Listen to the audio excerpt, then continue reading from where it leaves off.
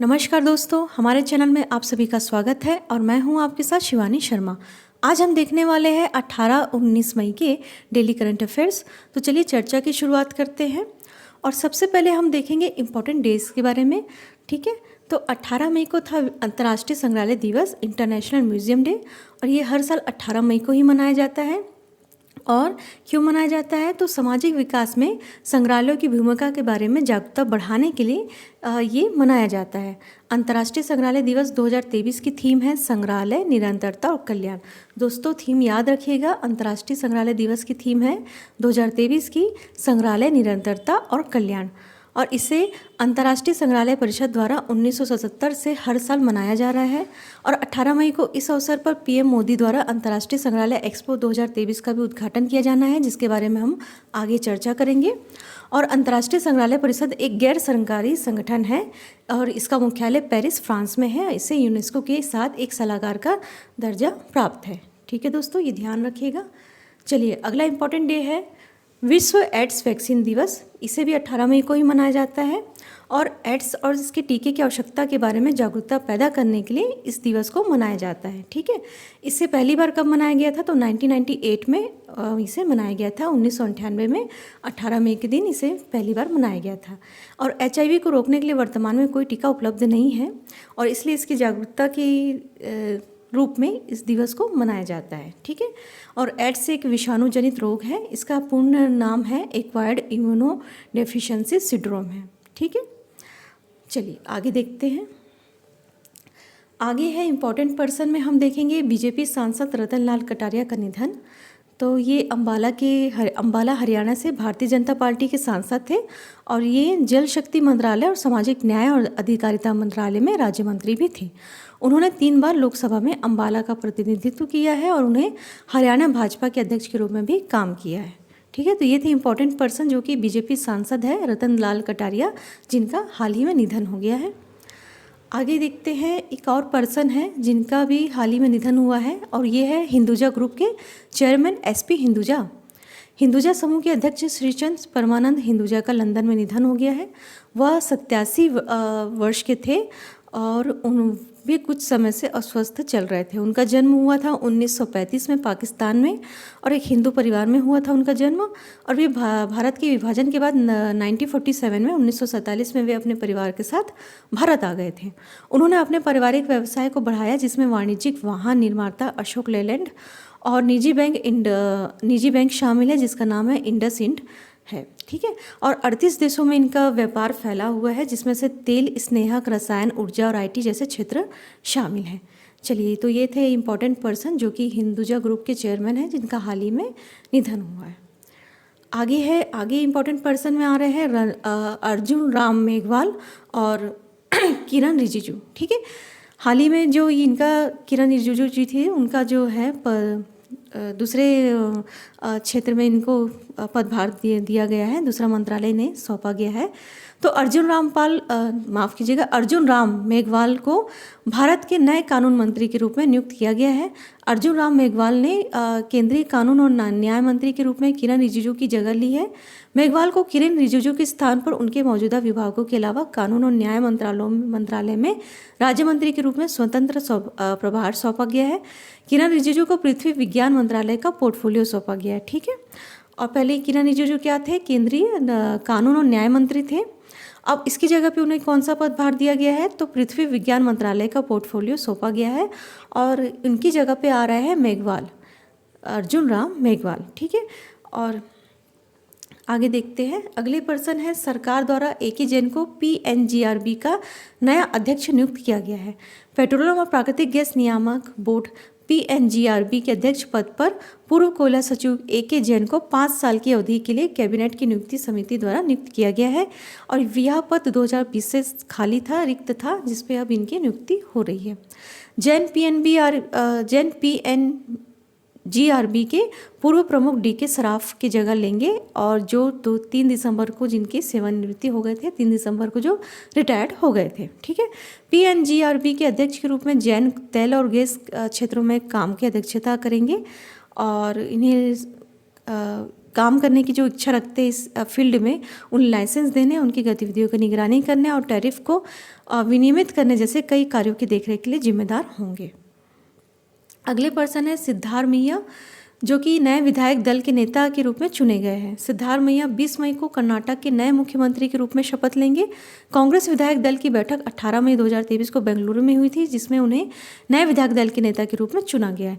और DK शिव कुमार उप मुख्यमंत्री होंगे। तो दोस्तों ध्यान रखिएगा, अब कर्नाटक के जो मुख्यमंत्री होंगे वो कांग्रेस के विधायक दल की से होंगे, जो कि सिद्धार्थ मैया जिनका नाम है, और उप मुख्यमंत्री होंगे DK शिव कुमार। ठीक है, सिद्धार्थ मैया और DK शिव कुमार ने सरकार के लिए दावा पेश करने के लिए राज्यपाल थावरचंद गहलोत से मुलाकात की।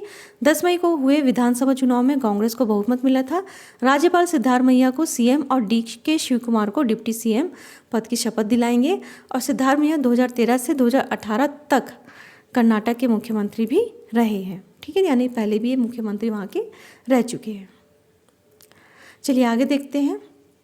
आगे में एक और इम्पॉर्टेंट पर्सन है, जिनका है जो है टाटा सन्स के अध्यक्ष N चंद्रशेखर, जिन्हें हाल ही में फ्रांस के सर्वोच्च नागरिक पुरस्कार से सम्मानित किया गया है। ठीक है, तो टाटा समूह के अध्यक्ष N चंद्रशेखर को भारत और फ्रांस के बीच व्यापार संबंधों को मजबूत करने में उनके योगदान के लिए फ्रांस का सर्वोच्च नागरिक पुरस्कार National Order of the Legion of Honour दिया गया है। ठीक है, यह फ्रांस का सर्वोच्च नागरिक पुरस्कार है, जिसे 1802 में नेपोलियन बोनापार्ट द्वारा स्थापित किया गया था और सैन्य, नागरिक और सांस्कृतिक मामलों के क्षेत्र में फ्रांस के लिए उनकी उत्कृष्ट सेवा के लिए फ्रांसीसी नागरिकों और विदेशियों को सम्मानित करने के लिए इसे दिया जाता है। और फ्रांस के यूरोप और विदेश मामलों की मंत्री कैथरीन कोलोना ने फ्रांस के राष्ट्रपति की ओर से चंद्रशेखरन को पुरस्कार दिया है। ठीक है, चलिए आगे देखते हैं। आगे है केंद्रीय मंत्री श्री अश्विनी वैष्णव द्वारा संचार साथी पोर्टल लॉन्च किया गया है। तो केंद्रीय मंत्री अश्विनी वैष्णव ने डिजिटल इंडिया के सरकार के दृष्टिकोण को पूरा करने के लिए 16 मई को संचार साथी पोर्टल लॉन्च किया गया है। दोस्तों, ये जितने भी योजनाएं या स्कीम जो लॉन्च होती है या इस तरीके के जो पोर्टल लॉन्च होते हैं, ये एग्ज़ाम के पॉइंट ऑफ व्यू से बहुत ही इम्पॉर्टेंट है। तो कृपया आप जब नोट्स बना रहे हो तो स्लाइड देखते हुए स्लाइड को पॉज करके आप नोट्स बना सकते हैं। ठीक है, और इसे आप ध्यान रखिएगा कि किसने बनाया है, किसकी कौन से मंत्रालय से या किसी कौन से मंत्री द्वारा इसे लॉन्च किया गया है, कब लॉन्च किया गया है और इसका उद्देश्य क्या है, ये तीनों चीज़ें आप उसमें मेंशन जरूर करिएगा। तो केंद्रीय मंत्री अश्विनी वैष्णव ने डिजिटल इंडिया के सरकार के दृष्टिकोण को पूरा करने के लिए 16 मई को संचार साथी पोर्टल लॉन्च किया है। ठीक है, समझ आ गई कि कौन से मंत्री है, केंद्रीय मंत्री अश्विनी वैष्णव। ठीक है, 16 मई को ये संचार साथी पोर्टल लॉन्च किया गया है। दूरसंचार विभाग ने जाली KYC, मोबाइल फ़ोन से बैंकिंग धोखाधड़ी आदि सहित धोखाधड़ी को रोकने के लिए इस पोर्टल को विकसित किया है। इसका उद्देश्य बताया जा रहा है कि जाली KYC, मोबाइल फ़ोन से बैंकिंग धोखाधड़ी से जो भी ये फ्रॉड केसेस होते थे, इसे रोकने के लिए इस पोर्टल का इस्तेमाल किया जाएगा। यह टेलीकॉम बिल के मसौदे को हिस्सा रहेगा और संचार साथी पोर्टल के माध्यम से 40 लाख से अधिक फर्जी कनेक्शन की पहचान अब तक की गई है। अश्विनी वैष्णव ने उपयोगकर्ताओं की सुरक्षा के लिए 3 सेवाओं का उद्घाटन किया। सेवाओं के बारे में विवरण अभी बताया जा रहा है। आगे है इनका विवरण। तो CIR, central equipment identity register. ठीक है, और दूसरा है अपने मोबाइल कनेक्शन जाने, अपने नाम पर पंजीकृत मोबाइल कनेक्शन जानने के लिए। AESTR, टेलीकॉम सिम ग्राहक सत्यापन के लिए आर्टिफिशियल इंटेलिजेंस और फेशियल रिकग्निशन पावर्ड सोल्यूशन। नागरिक मोबाइल फ़ोन खरीदने से पहले संचार साथी पोर्टल के माध्यम से IMEI की सत्यता की जांच कर सकते हैं और धोखाधड़ी या अनावश्यक कनेक्शन की रिपोर्ट भी कर सकते हैं। चलिए आगे देखते हैं। आगे की न्यूज़ में है 4 दिवसीय उत्तराखंड श्री अन्ना बाजरा महोत्सव का समापन 16 मई को हुआ। केंद्रीय कृषि एवं किसान कल्याण मंत्री नरेंद्र सिंह तोमर की उपस्थिति में देहरादून में उत्तराखंड श्री अन्ना बाजरा महोत्सव का समापन किया जाता है। ठीक है, यह 13 मई को मोटे अनाज के स्वास्थ्य लाभों के बारे में जन जागरूकता फैलाने और बाजरा उगाने की राज्य की क्षमता को समझाने के लिए इसका शुरुआत की गई थी। तो उसका उद्देश्य क्या है दोस्तों जो मोटे अनाज होते हैं जैसे कि बाजरा, इसके बारे में जन जागरूकता फैलाने के लिए और जो राज्य की क्षमता है जिससे बाजरा उगाने की जो राज्य की क्षमता है उसके बारे में लोगों को जागरूक करने के लिए इसका आयोजन किया गया था। केंद्रीय मंत्री नरेंद्र सिंह तोमर ने कहा कि श्री अन्ना से छोटे किसानों को लाभ होगा और उनकी आय में वृद्धि होगी। इसकी खेती आसानी से की जा सकती है। बाजरा पोषण से भरपूर होता है, इसे उगाने के लिए उर्वरक की आवश्यकता नहीं होती और कम वर्षा में भी इसकी खेती आसानी से की जा सकती है, जिससे इनसे किसानों को भी लाभ होगा और जो ग्राहक है, उपभोक्ता है, उनको भी लाभ पहुंचेगा। समापन समारोह में उत्तराखंड में के कृषि मंत्री श्री गणेश जोशी, वित्त मंत्री श्री प्रेम अग्रवाल सहित अन्य जनप्रतिनिधि भी उपस्थित थे। केंद्रीय मंत्री नरेंद्र सिंह तोमर ने कहा कि उत्तराखंड की देवभूमि में विविध जलवायु है जो कि कृषि के लिए अनुकूल है। उत्तराखंड सरकार राज्य में कृषि मंत्रालय की योजनाओं की सही तरीके से लागू कर रही है और इस वर्ष अंतर्राष्ट्रीय बाजरा वर्ष के तहत बाजरा के महत्व का प्रचार प्रसार किया जा रहा है। तो इस साल क्या मनाया जा रहा है दोस्तों? अंतर्राष्ट्रीय बाजरा वर्ष। इसे आप ध्यान रखिएगा। 2023 में उत्तराखंड सरकार के राज्य सरकार की ओर से अंतर्राष्ट्रीय बाजरा वर्ष मनाया जा रहा है, जिसमें बाजरा के महत्व का प्रचार प्रसार किया जा रहा है। चलिए अगली न्यूज़ है। पीएम मोदी ने 18 मई 2023 को वीडियो कॉन्फ्रेंसिंग के जरिए ओडिशा में कई रेल परियोजनाओं की आधारशिला रखी और राष्ट्र को समर्पित किया। दोस्तों ये परियोजनाएं आप बहुत इंपॉर्टेंट है, तो इसे ध्यान से पढ़िएगा। ये परियोजनाएं 8,000 करोड़ रुपए से अधिक की है। उन्होंने पुरी और हावड़ा के बीच वंदे भारत एक्सप्रेस को हरी झंडी दिखाई है। मतलब कौन सी योजना शुरू की गई है? पुरी और हावड़ा के बीच वंदे भारत एक्सप्रेस, ठीक है। और ये परियोजनाएं कितने 8,000 करोड़ से भी अधिक की है। यह 500 किलोमीटर की दूरी तय करेगी। यह पश्चिम बंगाल में पश्चिम मेदिनीपुर और पूर्वा मेदिनीपुर जिलों और उड़ीसा में खोर्धा, कटक, जाजपुर, भद्रक और बालासोर जिलों से होकर गुजरेगी। हावड़ा पुरी हावड़ा वंदे भारत एक्सप्रेस का नियमित संचालन 20 मई से शुरू होगा। हावड़ा से पुरी फिर हावड़ा, ठीक है। वंदे भारत एक्सप्रेस का नियमित संचालन 20 मई से शुरू होगा और पीएम ने पुरी और कटक रेलवे स्टेशनों के पुनर्विकास की आधारशिला रखी है। उन्होंने उड़ीसा में रेल नेटवर्क के 100% विद्युतीकरण को भी राष्ट्र को समर्पित किया है। उन्होंने निम्नलिखित परियोजनाओं को भी राष्ट्र को समर्पित किया है। तो आगे जो परियोजनाएं हैं उसे ध्यान से देखिएगा। तो पहला है संबलपुर टिटलागढ़ रेल लाइन का दोहरीकरण, ठीक है। संबलपुर टिटलागढ़ रेल लाइन का दोहरीकरण, अंगुल सुकिंदा के बीच एक नई broad gauge rail line, Manoharpur Rourkela Jharsuguda Jamga को जोड़ने वाली तीसरी लाइन और बिछुपाली झरतरंभा के बीच नई ब्रॉडगेज लाइन। तो ये थी नई परियोजनाएं। चलिए अब आगे न्यूज़ देखते हैं। आगे जो अगली न्यूज़ है वो है WMO के अनुसार अगले 5 साल के रिकॉर्ड पर सबसे गर्म रहने की उम्मीद है, ठीक है। तो ये मौसम विभाग के द्वारा बताया जा रहा है। संयुक्त राष्ट्र के विश्व मौसम विज्ञान संगठन WMO के अनुसार अल नीनो और ग्रीन हाउस गैसों के संयुक्त प्रभाव से तापमान में वृद्धि होगी। कौन कौन से गैस है? अल नीनो और ग्रीन हाउस गैस, ठीक है। इसके संयुक्त प्रभाव से तापमान में वृद्धि होगी। कौन बता रहा है इसे? संयुक्त राष्ट्र के विश्व मौसम विज्ञान संगठन WMO। विश्व मौसम विज्ञान संगठन ने कहा कि 2027 तक वैश्विक तापमान के 1.5 डिग्री सेल्सियस के तापमान को पार करने की संभावना है। इसने कहा कि 98% संभावना है कि अगले 5 वर्षों में कम से कम एक वर्ष गर्मी का नया रिकॉर्ड स्थापित करेगा। कम से कम एक वर्ष में तापमान 1.5 डिग्री सेल्सियस से अस्थायी रूप से अधिक होने की 66% संभावना बताई जा रही है, ठीक है। 2023 से 2027 की पूरी अवधि के रिकॉर्ड पर सबसे गर्म रहने की संभावना है। WMO ने कहा कि आने वाले महीनों में गर्म अल नीनो के आने की भी संभावना है। वैश्विक तापमान के पेरिस जलवायु समझौते में निर्धारित महत्वाकांक्षी लक्ष्य से अधिक होने की उम्मीद है। 2015-2022 के बीच अब तक के सबसे गर्म 8 साल दर्ज किए गए हैं। अब जैसे जैसे जलवायु परिवर्तन में तेजी आ रही है, तापमान में वृद्धि होने की संभावना बढ़ रही है। 2022 में वैश्विक औसतन तापमान 1850 से 1900 के औसत से 1.15 सेल्सियस अधिक था। पेरिस समझौते का उद्देश्य वैश्विक औसत तापमान में वृद्धि को पूर्व औद्योगिक स्तर के 2 डिग्री सेल्सियस से नीचे और तापमान वृद्धि को पूर्व औद्योगिक स्तर से 1.5 डिग्री सेल्सियस तक सीमित करने का प्रयास करना है, ठीक है। तो दोस्तों जो लास्ट की जो लाइन आप देख रहे हैं, पेरिस समझौते का उद्देश्य, इसे ध्यान से पढ़िएगा, ध्यान से नोट कीजिएगा। फिर से हम रिपीट करते हैं। पेरिस समझौते का उद्देश्य है औसत तापमान वृद्धि को पूर्व औद्योगिक स्तर से 2 डिग्री सेल्सियस से नीचे और तापमान वृद्धि को पूर्व औद्योगिक स्तर से 1.5 डिग्री सेल्सियस तक सीमित करने का प्रयास करना है। ठीक है, चलिए आगे देखते हैं। आगे है गुवाहाटी के 7 तीर्थ स्थलों को जलमार्ग से जोड़ा जाएगा। अंतर्देशीय जलमार्गों के विकास के लिए बंदरगाह, नौवहन और जलमार्ग मंत्रालय ने प्रतिबद्धता जताई है। इस क्रम में ब्रह्मपुत्र नदी पर विकसित किए जा रहे नदी आधारित पर्यटन सर्किट के लिए एक असम में 19 मई 2023 को एक समझौता ज्ञापन पर हस्ताक्षर किया गया है। ठीक है, अब भारतीय अंतर्देशीय जलमार्ग प्राधिकरण द्वारा Sagarmala development company limited, Assam पर्यटन विकास निगम लिमिटेड और अंतर्देशीय जल परिवहन निदेशालय के बीच समझौता ज्ञापन पर हस्ताक्षर किए गए हैं। परियोजना को सागरमाला कार्यक्रम के तहत 40 से 45 करोड़ की शुरुआती लागत से विकसित किया जा रहा है। SDCL और IWAI संयुक्त रूप से परियोजना लागत का 55% योगदान देंगे, जबकि शेष लागत ATDC द्वारा दिया जाएगा। ठीक है, और इस परियोजना के लिए मंदिरों के निकट घाटों का निःशुल्क उपयोग करने की अनुमति देने पर सहमति व्यक्त की है। किन्होंने? DIWT ने। ठीक है,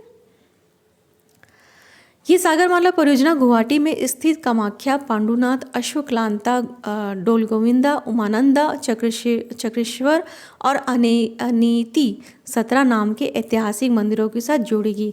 दोस्तों नाम ध्यान रखिएगा, हम फिर से रिपीट करते हैं। सागरमाला परियोजना गुवाहाटी में स्थित कामाख्या मंदिर, पांडुनाथ मंदिर, अश्वक्लांता, डोलगोविंदा, उमानंदा, चक्रेश्वर और अनीता 17 नाम के ऐतिहासिक मंदिरों के साथ ये जुड़ेगा।